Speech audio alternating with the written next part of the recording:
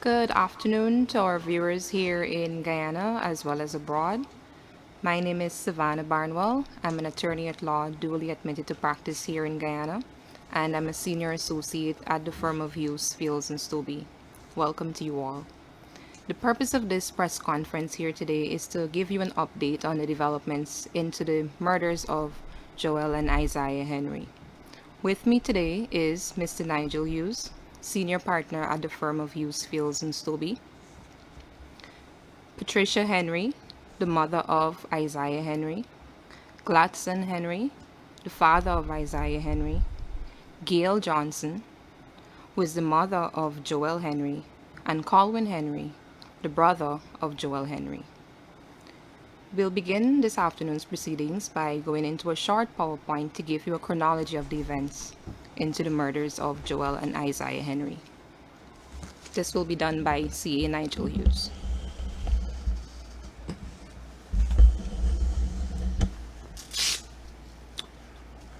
Good afternoon, ladies and gentlemen. Thank you so much for joining us this afternoon. What we've done is we have put together a PowerPoint that we believe will address a lot of the questions and issues that you are likely to be interested in and which relate directly with the events that occurred from the 5th story, all the way through to what happened today. The PowerPoint is entitled, and I believe you're seeing it on your screen, The Investigation into the Murders of Joel and Isaiah Henry and the Urgent Need for Forensic Assistance, Putting the Pieces Together.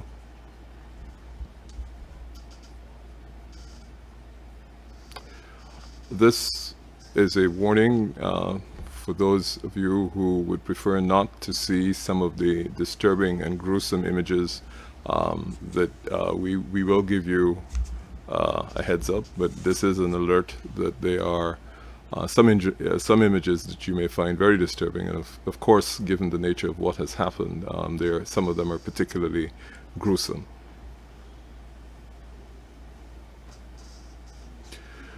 A little bit of context here. The villages of the West Coast, as you know, are numbered consecutively.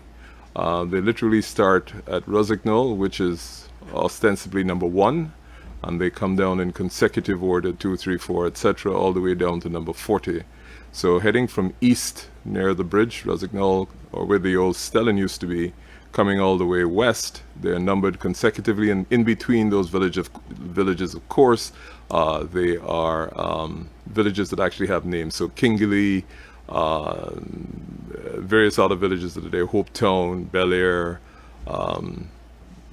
various other villages. But essentially what happened is those estates were numbered consecutively from east going to west. And if you are coming up to West Coast Berbice from Georgetown, of course you will come to the villages in reverse order. So you will, after you clear well that, you will end up with a number 40, and then it goes down 40, 39, etc., etc., until you get to 1.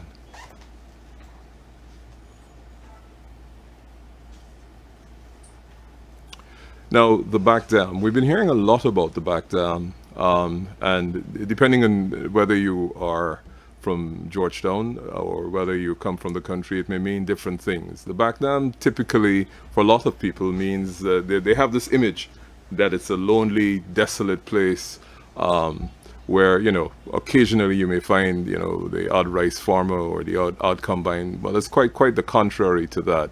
Activity in the back dam starts somewhere around 5 o'clock in the morning, 5:30. And what essentially happens is that workers and people who are employed in the back dam travel to the back dam for various jobs they have to do. And they go by tractor, motorbike, they go by trailers and tractors, trucks, some go by foot. You even find a couple of cars in the back dam. So by 6:30, it's literally rush hour in the back dam.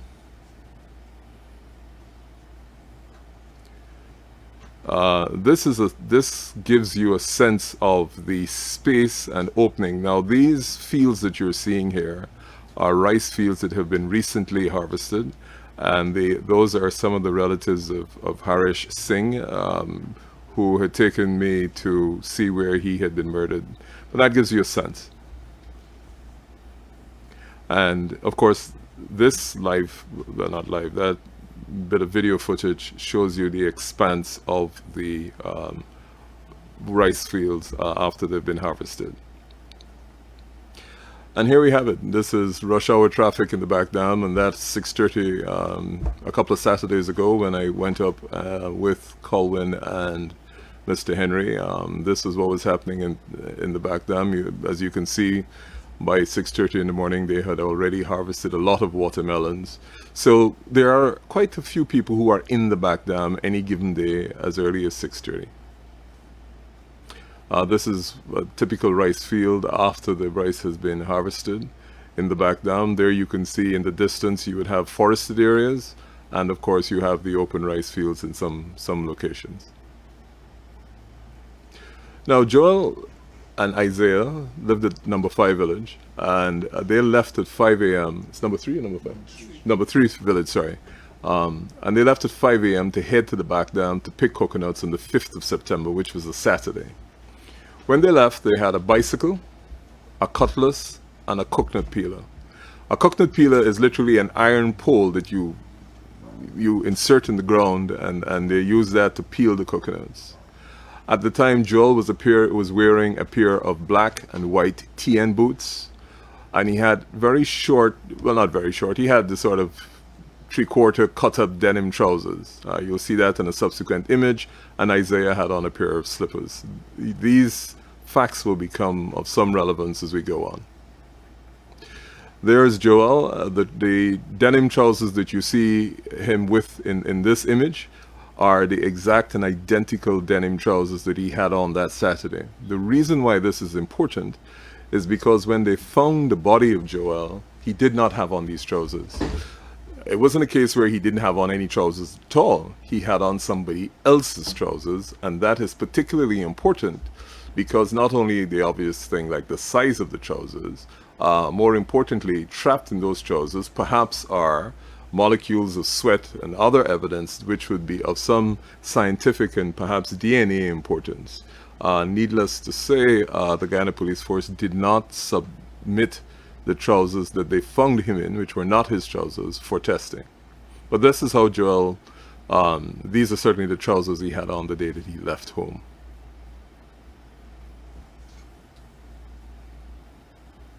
Now, the chronology of events are as follows. When both Joel and Isaiah were confirmed as being seen in the back dam, at 5:30 behind the number 3 village, and this was confirmed not just by the family who knew he went, but this was confirmed by persons, some of them were subsequently arrested as suspects, who actually admitted to seeing them in the back dam at 5:30.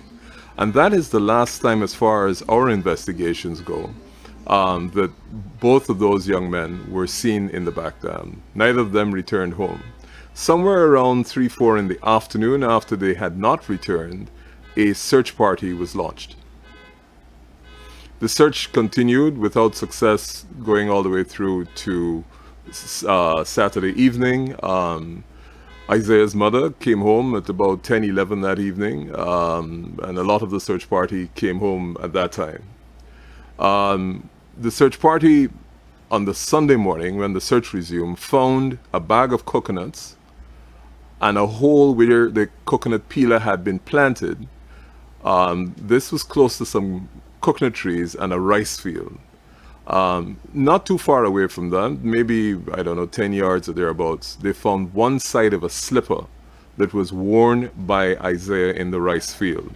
Now, it's important that they came upon this scene first. There was no blood or any signs of a struggle at that scene, and the only other evidence that was of significance was that, apart from the slipper they found, was that there was a path through the rice field. Now, it's important to note that the rice at that stage had not yet been harvested. It was not fully ripe or ready for harvesting. It was the youngest of the fields of rice that were in that area. The reason why that is relevant is that after the police went into the back dam, the first field of rice to be harvested wasn't the most mature field, but it was exactly that field right next to where they found the coconut peeler and where they found the slippers. And this was a cause for concern of the family. And of course, at this location, no blood was found. Right, so on the left-hand image, you will see the hole where the coconut peeler was planted in the ground near the coconut trees. And on the image on the right, we have Colwyn and Mr. Henry, who pointed out to me where the where the bag of coconuts were when they found them. Of course, these images were taken about 6 or 7 weeks after. And we come to this very dreaded scene. On Sunday afternoon, about 3:30, this is where they found these two young men. The image on the left is Isaiah, and the one on the right is Joel. You can see from the image on the right that the trousers which Joel's body has on it are not the trousers that you saw earlier in the photograph where he had on the red t-shirt. And that is how they were found. You will notice that the shirt of Isaiah is pulled over his head. And at this stage, I am going to give a warning that the following images are going to be particularly unpleasant. Those are two close-up shots of the one on the left. You can see that very ghastly X, and that is Isaiah. And it's the one on the right. If you click again, please, sir, you will see the video of, sorry, you can go back. Right, the one on the right, of course, is where the two bodies are after they were removed from the back dam. Now, Isaiah had 17 wounds to his head and upper body. You can change.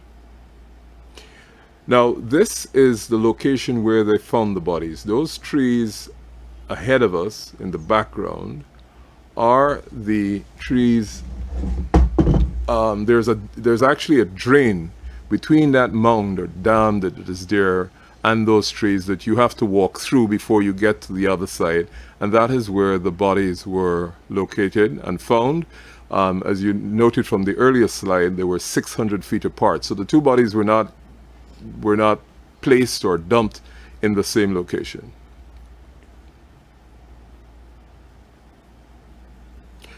Now, on the 8th of September, which is literally 2 days after the murders, the bodies were discovered, the crime chief, Mr. Blanham, while he was speaking to reporters during a virtual joint services press conference, made a very brief statement, and he said that he found absolutely no evidence that led the police to believe that the investigation was in any way political.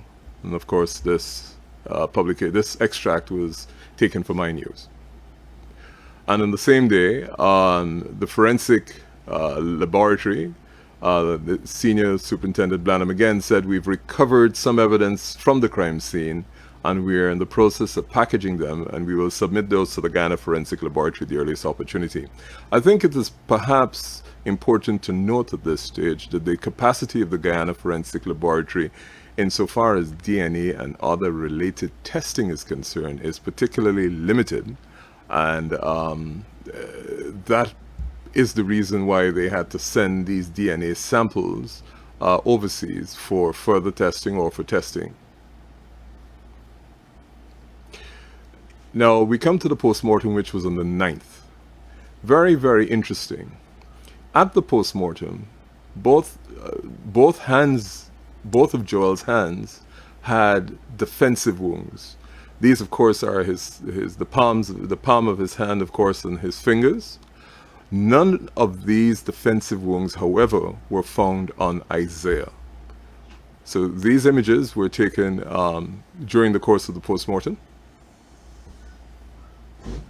And here again, this is Joel. You see in his forearm, on the image on the left, you see there clearly is a chop. He was again a defensive position. He must have had his hand up literally as they were holding it up there in the postmortem when he received that injury.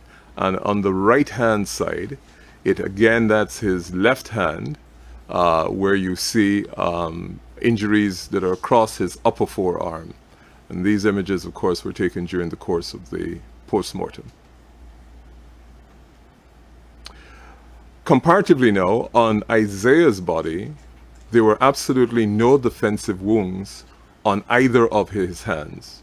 On the image on the left-hand side, of course, you see his right hand, and on the image on the right-hand side, you see his left hand. And neither of the hands of Isaiah had defensive wounds, which would tend to suggest either he was rendered unable to resist by early blows, or that he was restrained when the injuries that he subsequently suffered and which were inflicted on him were inflicted on him. One of the interesting observations about the murders is that they're described as and this is what the experts call it, overkill. So the force that was inflicted on both of these bodies was more than was necessary to kill them. So there was an excessive amount of force. And as you are aware already, the necks of both of these young men were completely severed. And in the case of one of them, literally the head was hanging on by flesh. Sir? On the 13th, we had that exceedingly sad homegoing, the funeral. Those images were taken at Parade Ground, the home of another tragedy that happened a century and a half before, where several of the persons that were part of the uprising for the freedom in 1823 were beheaded and had their heads placed in sticks. So the funeral took place on the 13th of September, and the interment also took place on that date. On the 15th of September, 2 days after the funeral, we have the Assistant Commissioner of Police saying that the murders were not committed where the bodies were found, and persons had to move the bodies after the murder and place them at the locations where they were subsequently discovered. I think the evidence that led to this conclusion by the Assistant Commissioner was the fact that even though blood was found close to where the bodies were found and on the banks of the drain where the persons had to take the bodies, the quantity of blood that was found there was of such a minuscule amount, and the injuries that these young men suffered would have resulted in a significant loss of blood in the area where they were murdered, that it, I think, led to the very reasonable conclusion that they were murdered at another location. On the 17th, the joint forces visited the back dam and conducted a pretty comprehensive combing of the back dam. Mr. Henry was there. I believe, Colin, you were there too. And the purpose of that search was, of course, to see if they could find evidence, of course, but more importantly, if they could come across a location where there was a concentration of a significant amount of blood, which would begin to identify the place where these young men were murdered. Of course, after that entire exercise, I understand it was quite a large, might have been a platoon, quite a large number of members of the Guyana Defense Force and the Guyana Police Force. They came up empty-handed insofar as determining where the crime scene might have been, and it certainly came up empty-handed in relation to any evidence, we are told, that was of any assistance to the Guyana Police Force. On the 26th of September, the Henry family, Mr. Mike McCormack from the Guyana Human Rights Association, and an attorney at law from the Hughes, Feeds and Stobie, yours truly, we met with the crime chief and the lead investigator at the police headquarters, and we were updated, and the family was particularly updated on the conduct of the investigation. And at that exchange, information was certainly shared by the family that the police claimed that they were not previously aware of. And part of that information was, of course, the fact that the trousers which were on Joel were not the trousers which he left home with on the day when he went to the back down. On the 28th of September, the RSS arrived in Guyana. That's the Regional Security System. We learned of this, of course, through press releases. And the crime chief did tell us when we met with him the week before that a team of 5 investigators were going to come from the Regional Security System, and they were going to assist the Guyana Police Force with investigations into the murders of these young men and also the murder of Harris Singh, which occurred at Cotton Tree in number 3.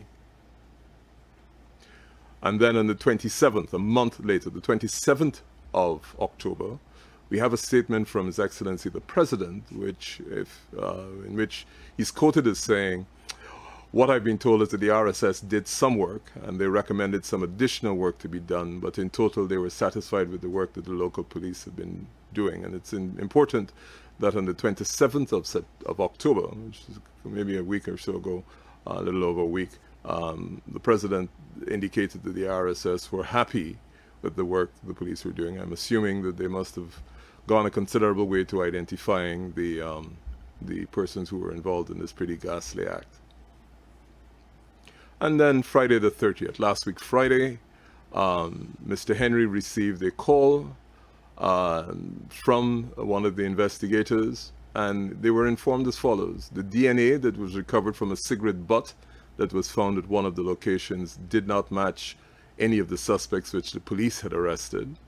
The DNA samples that were returned, these of course were the samples that were returned from St. Lucia, did not disclose any link to any suspect who had been previously arrested. And of course, and most importantly, and perhaps most significantly, the trousers that were found in Joel had not been sent for DNA testing.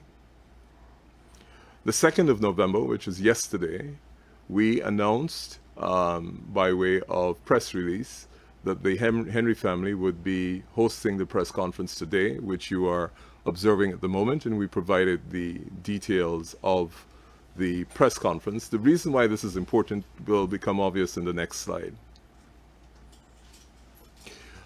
Today, the 3rd, the Guyana Police Force this morning announced that they were offering a reward of $3 million Guyana dollars for persons who could provide information leading to the arrest.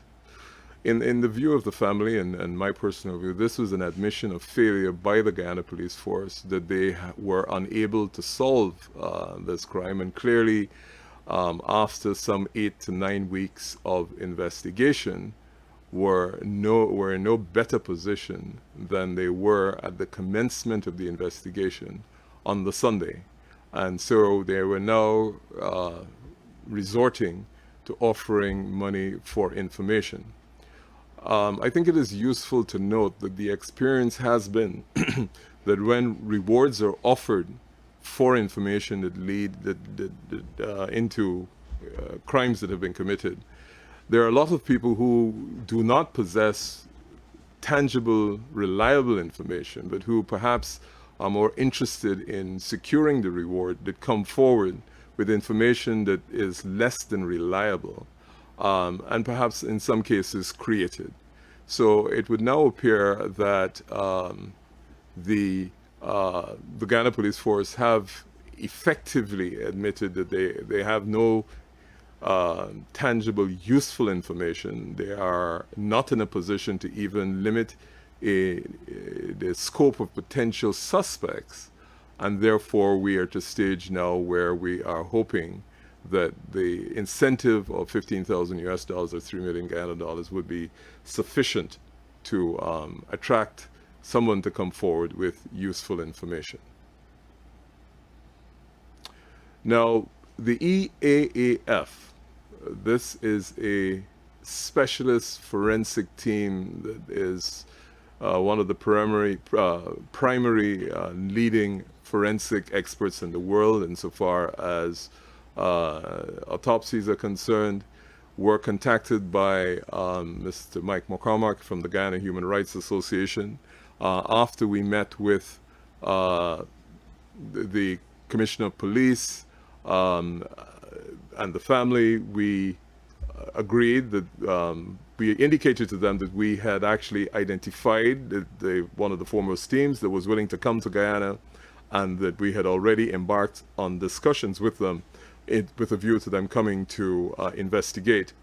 And they were very quick in their response, and in their response they indicated that what they required were they would send one forensic anthropologist, a forensic pathologist, an odontologist. He would come from Spain, another forensic pathologist who was an RX specialist from Spain, and a criminalist. The criminalist, of course, would be specialized in the analysis of all the information, both forensic and actual information gathered not just from the scene, but from interviews with suspects and various other persons, and would be able to come up with, I think, a limited number of suspects. The cost, as you saw before, if you can go back to just 2 slides before, the cost was $20,000 US, which is $4 million. That is the professional fee. And we can go forward 2 slides. Right, so apart from that professional fee, they just required the 3 airplane tickets from Madrid to Guyana and a return to Madrid, and 1 airplane ticket from Buenos Aires to Guyana and a return, and of course accommodation for 4 people for 8 days plus 3 meals a day, which was pretty standard stuff, and I think the RSS perhaps got more than that. Transportation to Georgetown, and of course, because they will be bringing specialist equipment to conduct the investigation, we anticipated, or they estimated, that they may have to spend an extra $1,000 US in excess luggage.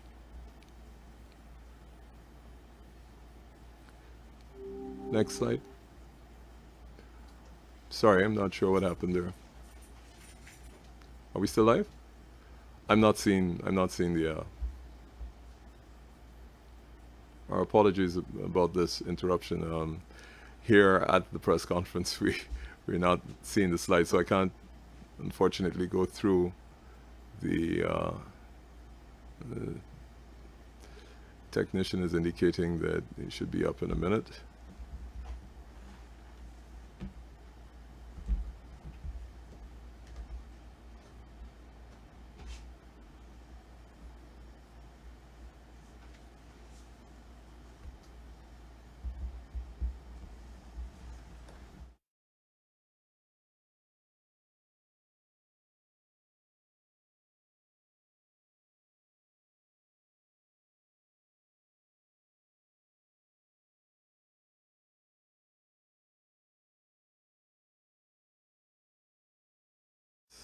Glitch.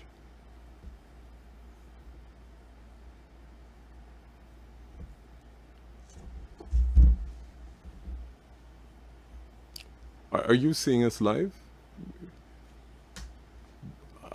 If you are seeing us live, we apologize. We're not seeing it. So may I perhaps, while they work on getting up the rest of the presentation, we could perhaps start to take some questions from the media. I suspect that we will have to see those questions coming in.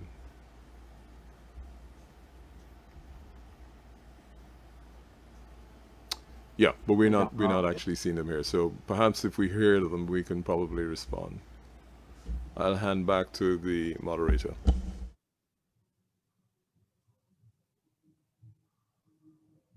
Council, Dennis Chabrol, News Talk Radio, Damara Waves. Are you hearing me?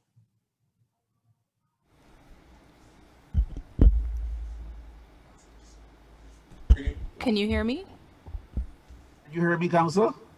I can hardly hear you. Can you speak a little louder for us? Okay, 1 second.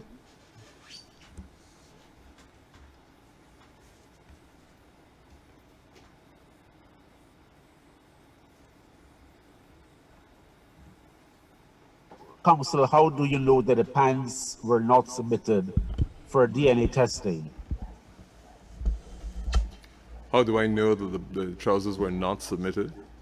Because I asked a very specific question of one of the investigators, and he was unable to respond positively. my history of dealing with the Guyana Police Force is that they're normally not reluctant to share that sort of information if they are in possession of it. As a matter of fact, my analysis of his response was almost as if he was saying, "Oh God, we should have done it." So that is the basis upon which I said that, and I have specifically, like I said, inquired. But not getting a clear yes or a clear no, don't you believe that that may leave some doubt, perhaps in his mind or your mind, as to whether indeed it was or was not done? Mr. Cabral, there are many doubts. The fact that they didn't submit the trousers for analysis is just one of many. If you ask the good people whose sons were lost, they have a lot of doubts, and this, of course, is just one of them. No, sir, I was asking you whether you're actually really convinced that it was a no based on the fact that he was unable to answer you clearly? That's why I gave you the context in my response. I indicated to you in my experience with dealing with investigators in the Guyana Police Force in situations like this, where you ask a specific question, which is pretext by a series of other questions. So I did ask specifically about the DNA and the cigarette butt, and there was an affirmative response. I did ask about the DNA for the blood and whether it disclosed the presence of blood of any other persons other than the two young men who were murdered. There was a definitive response. And when I asked the question whether the trousers were submitted for DNA testing, there was a lack of a response, and it was complemented by prevarication. Are the trousers, as far as you're aware? I'm sorry? Where are the trousers? The trousers, I would imagine, in the course of things, being in the custody of the Guyana Police Force. All the clothing that would have been removed from the bodies of the deceased would be in the police custody. They would be sealed and put in evidence bags, and I'm assuming put away somewhere. So it's not an entirely irretrievable situation. Raghaber Prime News, good afternoon. Can you hear me? Yes, we are. I am interested, do you have a list of the things, or have you been able to get a list of the things that the police were able to hand over for forensic testing? And could you say, you first earlier alluded to the early harvesting of a young rice field. Was that field also combed by the members of the joint services in that thorough sweep that you were talking about? And is there any indication at this point in time, based on your own conversations with the police and the family, that the primary crime scene is in that specific area? Just for clarity, when you say the primary crime scene is in which area? You mean number 3? In the area, and yes. You mean in the community of number 3? In the community, yes. I let the family deal with both the question of the harvesting of the rice out of sequence, because they were actually there when they went and discovered the rice. Insofar as the primary crime scene is concerned, of course, several people have views. The family also has views as to where that might be. But we wouldn't, at this stage, say that we think it necessarily is in number 3 or it's in Cotton Tree or in number 5.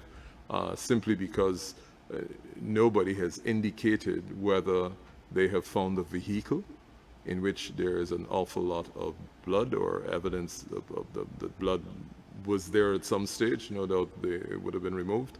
And no one has said that they have found a location, whether it's we've got information that one of the places that these boys might have been killed might have been in a restroom or a bathroom somewhere or a toilet somewhere. But at this stage, until we have confirmed information on that, I would be reluctant to respond. But I will certainly ask, I think, either Mr. Henry or Colwyn to talk about the rice field being harvested prematurely.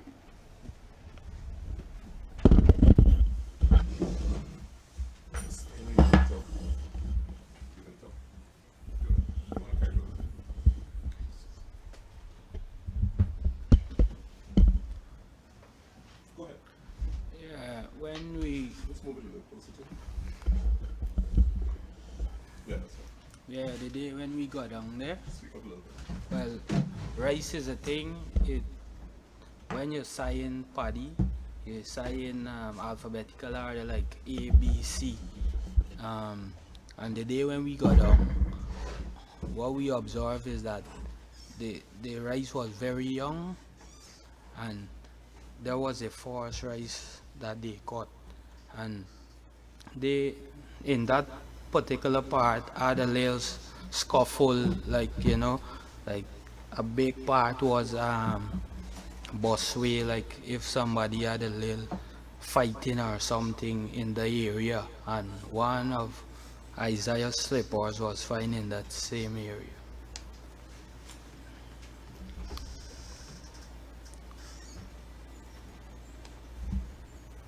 Any other questions? Thank you. Mr. User was asking if that rice field was combed by the joint services team that you said did a thorough sweep of the area. Sure. Mr. Colin Henry was actually there when the joint services, so I'll let him answer that. Yes, the giant Okay, thank you. service, they comb out the area, but the rice was already cut when they comb out the area.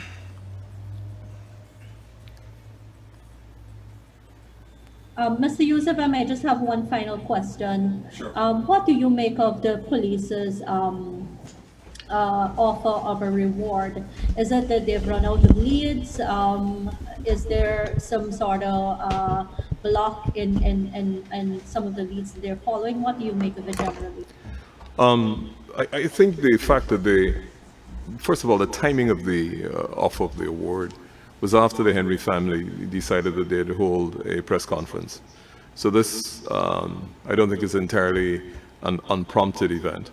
But more importantly, I think the fact that they're offering a reward is an admission of failure and an admission that they are unable to solve the crime with their present means, and therefore they're hoping that by a financial incentive that somebody will come forward. I didn't get to finish the rest of the slide, but I did some analysis, and I'm going to crave your indulgence to go to it in a minute.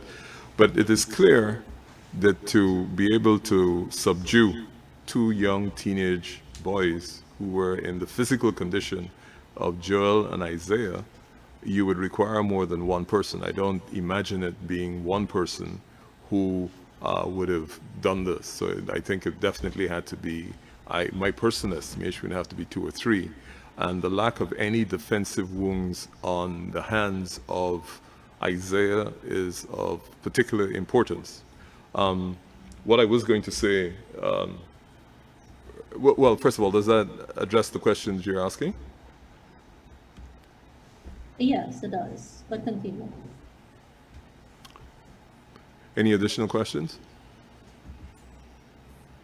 Gordon Mosley here from News Source. Are you hearing me clearly? I'm hearing you clearly, Gordon. Good afternoon, sir. Good I afternoon. know you were talking about that team coming in, the possibility of that team coming in to do some additional autopsy and forensic tests and so. It's now 8 going on to 9 weeks since the incident. There must be a clock ticking somewhere with regards of how soon you might need to go again and get the bodies and get these testing. Is there a clock that you're looking at that it must be done within this specific timeline to have evidence that you can follow up on? Well, the clock ticks literally from the time that the event took place. And in this case, of course, you're perfectly correct. That clock has been ticking from the Sunday when they discovered the bodies. And of course, evidence degrades very rapidly. There is a time frame, certainly for everything, in which evidence may be credible. However, one of the advantages of science is to take a typical example. If these young men were moved in a motor vehicle from the back dam to the place where they were murdered, and then they were transported back to the back dam later on, and there is blood in the carpeting in the car or in the seats of the car, you may try to remove that and put detergent and what have you on it, but depending on the scientific equipment you have, there will still be remnants that may be captured. Of course, one of the advantages of, again, modern technology is that the postmortem were video recorded, and they're also, we took stills of them, and those are available, so they can be used to supplement any subsequent autopsy that might be done. But I will be the first to admit that the further you get from the date of the crime is the less reliable the evidence, certainly the scientific evidence, is. It doesn't mean that you cannot put it together.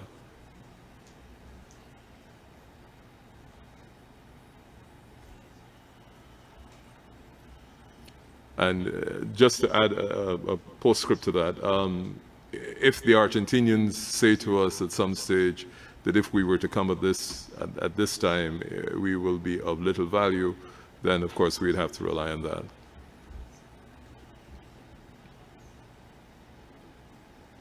Any other questions? Okay, so I'm just going to use the laptop to finish that PowerPoint presentation. And these are some important observations that arose out of the evidence that we've shared with you. Up to now, we have not found the primary crime scene. And that crime scene has not been located, even though the joint services searched the back down. The trousers that Joel Henry was wearing, those have not been sent for testing. I'm sure they have a particular size, so if they belong to someone, we would have a fair idea of the height of that person, build and girth of that person. The slippers of of Isaiah, the one-side slipper has never been found. In addition to that, if you look at what we found, if there's no significant evidence of blood anywhere in the back down that has been checked, then it means those young men had to have been removed from the back down to another location, murdered at that location, and then brought back and their bodies dumped in the back down. Now, I think it would be particularly unusual for someone to remove bodies and not excite the suspicion of people who typically would be in the back down, whether in the morning, during the course of the afternoon, or even in the evening. The police claim that they have not found any evidence of anyone seeing strange vehicles or strange movements in and out of the back dam, which would tend to suggest that whatever was used to convey these young men from the scene where they were snatched or kidnapped would have been a regular vehicle that one would expect to be in the back dam. As I said before, of course, I don't think this was done by one person, and it had, of course, been done by somebody who had the means and the resources to move these persons out of the back down and carry them back at a subsequent time.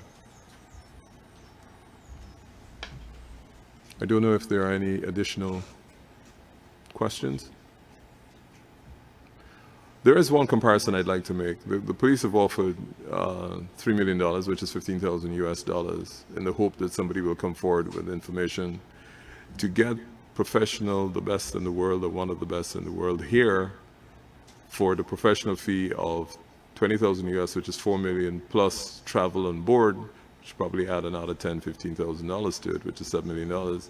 I can't imagine why the state would not want to expend that sum on acquiring the forensic evidence from the forensic capacity, from the Argentinian and Spanish people, who clearly would be able to add resources to this investigation. Their capacity far exceeds any capacity in the Caribbean, and certainly exceeds any capacity the RSS has.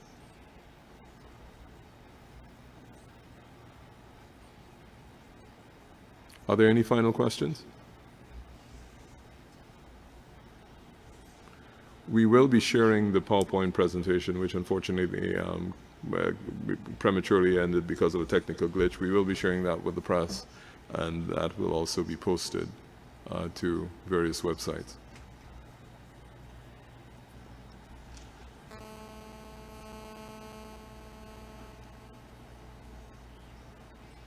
I'm not sure if anybody's hearing me. Are there any additional questions?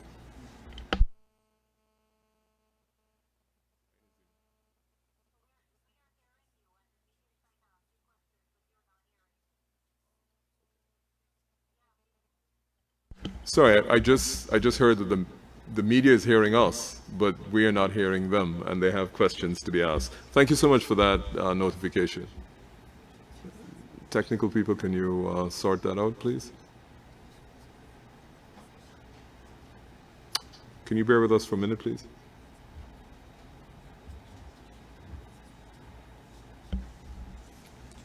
One day, she.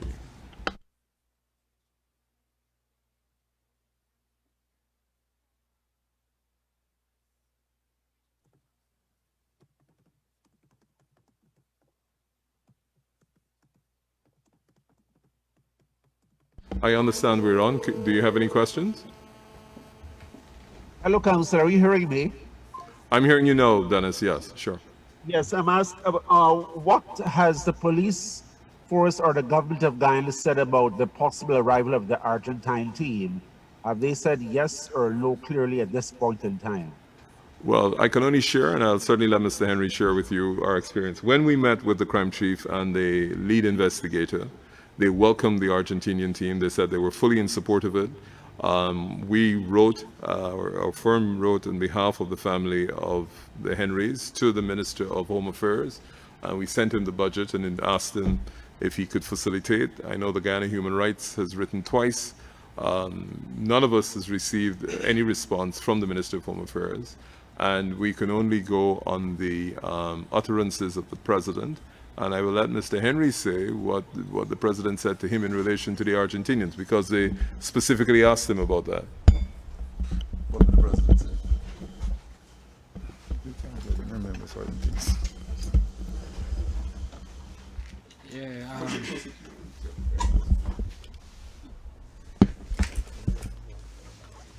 Go ahead. We had a meeting with the president 2 Friday ago, and we raised the topic with him, and he said that he reached out with CARICOM because CARICOM is who reach out to them. Did he say anything about it? Did you ask him about the Argentinians? Yes, we asked him. He said them reach out to. He didn't give me a positive answer, but he said they reach out with CARICOM because CARICOM is who reach out to them. Does that answer your question, Mr.? So what's next in terms of pressing the point for the Argentine team to come? Sorry, can you say that again, please, Dennis? I'm asking you, so what's the next step? Will you and the family be pressing for the Argentine team to come, or that's the end of it? No. We will continue to press and advocate and attempt to persuade everyone that it is critical that the Argentine people come. This event, these murders have left an open, gaping wound in the Guyanese society. It's not healing, and it's not likely to be healed unless this is solved. This is not, I hate to use the term, your regular common guard murder. This is an open, gaping wound that is getting septic. And unless every effort, demonstrably so, is made to have this solved, will be a problem. In the case of Mr. Harris Singh was murdered 150 yards behind his house. I cannot believe that as a nation in 2020 in Guyana, in a community that perhaps has less than 5,000 people, we can solve a murder which is committed by a cutlass or a chopper. If we can't solve this, what's going to happen with the slightly more complex cases where the perpetrators are a little better equipped? Mr. Hughes, Gordon Mosley here. Looking back now, sir, how would you assess the work done by that regional security system team? Because all we've heard really from them and their report is that they think the Guyana police force is okay at handling it. Have you heard anything outside of that? Do you think their presence here was a waste of time? Gordon, I like to refer to the facts rather than offer my opinion. I would say this: if you brought 5 experts from the Caribbean to assist in an investigation, and 5 experts could only conclude that the Guyana Police Force has the capacity to solve this crime, and 2 months after the crime has been committed, the Guyana Police Force is offering a reward because they have no evidence. I think that speaks both about the capacity of the Guyana Police Force and the capacity of the RSS. Mr. Hughes, earlier in your opening remarks, you indicated that there was a likelihood that a crime may have been committed at in a bathroom or a restaurant. Do you There know if were the rumors. police There were had rumors. I don't want to give any credence to that because I don't actually have a factual basis for it. So I don't want to lend credence to what is being spoken about in the community, but upon which there is no source evidence that we can say that, you know, there's a basis for it. We're very careful that we don't want to lend any credibility. I don't want to say it lacks credibility unless we can base that on some facts that we're aware of. Do you know if the police visited those locations? I couldn't really speak to where the police have visited. I know they have come back on occasion. I know, for example, I know that Colwyn Henry and Mr. Henry from time to time would come across bits and pieces of evidence, or they would recall bits and pieces of evidence that were found. For example, a branch with a blood mark on it. A handprint was found on the dam of one of the drains, not where the body was found, but on one of the drains about 100 yards away, a handprint with blood, which looked as if somebody was trying to escape and, of course, slipped. But all of that has been brought to the attention of the Guyana Police Force, and it's for them to perhaps address the questions that you've just put to me. And who owns the rice field? Who owns which? You mean there are several rice fields, but I'll ask Mr. Henry or Colwyn to answer that. A man by the name of Shano, he owned the rice field. He owned the most rice field in the area. And he was one of the persons who had been detained? Yes, he's one of the persons that is detained. And for the blood, they told us about my cousin see a blood print on a tree, but they explained that the print on the tree is not blood. But they not come up to tell us about the handprint in the drain with the blood. Do you know, do you have a list of the things that were sent for forensic testing? I noticed you listed the cigarette butt. Do you have any other idea of what was sent? Unfortunately, when I requested a copy of the report, both the RSS report and also the DNA scientific report that came back from St. Lucia, the Guyana Police Force investigator indicated that they could not share that with us for whatever reasons. I suppose they think there's sensitive information in there. The fact that they're offering $3 million for information would seem to suggest that that may not be the most sensitive of information in either of those reports, but they have certainly declined to provide those reports to the family.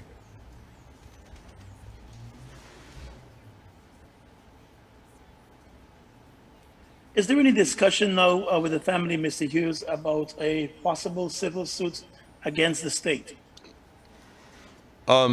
We haven't reached that stage because the primary concern of the family is we want to identify who murdered these young men, and we would like those persons brought to court, charged, and a strong case built against them. Civil suit, as you know, we have 3 years to bring that, and the danger with starting to spend a lot of your time on a civil suit is that you dissipate your energies and you perhaps distract attention from what the real focus is the solving of this crime with the best forensic assistance that we can get. Mr. Hughes, just a clarification, 2 clarifications. One, are you saying that it will cost $7,000 to bring this team here, or is it more? And No, secondly, Go The, ahead, sorry. the professional fees is $20,000 plus travel, food, and board. That's what it is. The $20,000 is the professional fee they're charging, an extra $1,000 for the equipment they have to bring, and then after that it's travel from Argentina, 3 from Spain, and accommodation for 6 nights, and food for 6 days, 3 meals a day. So if that can be done, we overestimated. We said that probably be $15,000. If that can be done less, that's fine. But the professional fee they're charging is $20,000 plus $1,000 for equipment, and of course airfare, accommodation, and food. I don't think I understood you clearly to an earlier question. My question, therefore, is where are the trousers that one of the Henry boys was wearing that was not tested? That were not tested. The trousers that Joel Henry was found wearing is in the possession of the Guyana Police Force. They never found the trousers that he left home with. Never found those. But what they found his body in, those trousers are in the possession of the Guyana Police Force.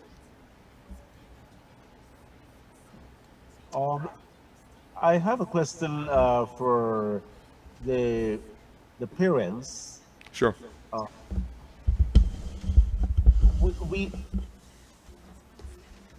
We have seen a report in the privately owned Starbuck News paper quoting a part or a very short part of one of the RSS's reports that that family members of the Henrys were told to say that this was a politically motivated crime. Have you been able, can you verify whether this was actually told? We know nothing about that. Gail or Colin, did any of you ever tell the press or the RSS that y'all were told to say that these murders were politically motivated? No, we never. Does that answer your question, Dennis? And what do you make of this report? For the first time I'm hearing you saying that you have never told them that, but what do you make of this being claimed to have been part of a report by the RSS team? You're asking the Henrys that, are you? And you too, counsel. Again, Dennis, if a major news outlet says that the families of the deceased made a statement to the RSS that they were told to say that these crimes were political, you have the families of the deceased here. You have the brother of Joel, you have the mother of Joel, you have the father and mother of Isaiah, and all of them have just said to you, we have never said this to the RSS. It's not for them or for me to make any comment on that. I think those facts speak for themselves.